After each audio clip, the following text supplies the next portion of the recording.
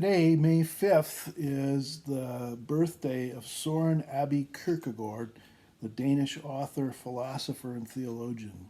On our Lutheran calendar, we commemorate him on November 11th, which is the day he died in 1855. But today's his birthday in 1813. One writer describes him this way: Shakespeare's Hamlet is perhaps the most famous Danish depressive, but Soren Kierkegaard gives him a run for his money. A figure of fun in his hometown of Copenhagen, mocked and satirized in the local press, Kierkegaard lost his father and three of his siblings by age 27, had a disastrous love life, and wrote uncompromisingly difficult philosophical works.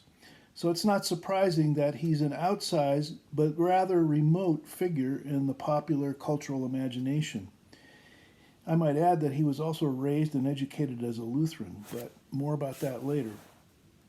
Kierkegaard is often called the father of existentialism, which is a way of understanding the world which emphasizes the need for an individual to act with integrity and authenticity in an often confusing and conflicted world. Sound familiar? It makes him an interesting study for our current crisis in facing the coronavirus pandemic and its assorted complications.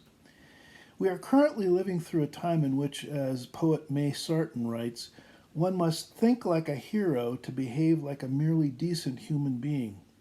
Voices of confusion pit the need for social distancing and other measures to combat the virus with individual rights and the very real economic hardships being experienced by many.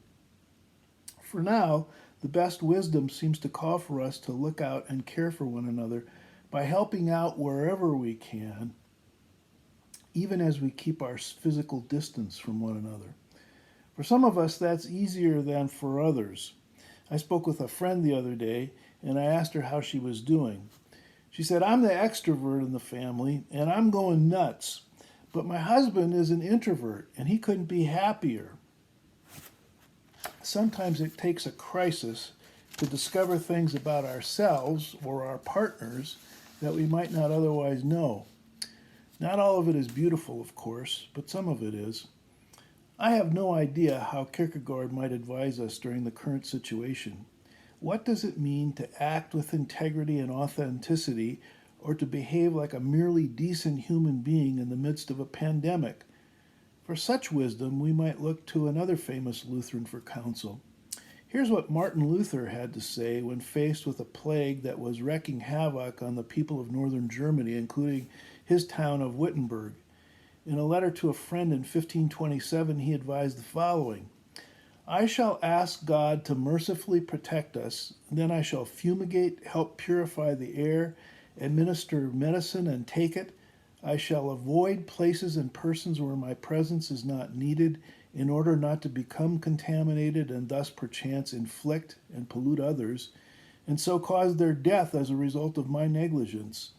If God should wish to take me, he will surely find me. And I have done what he has expected of me, so I am not responsible for either my own death or the death of others.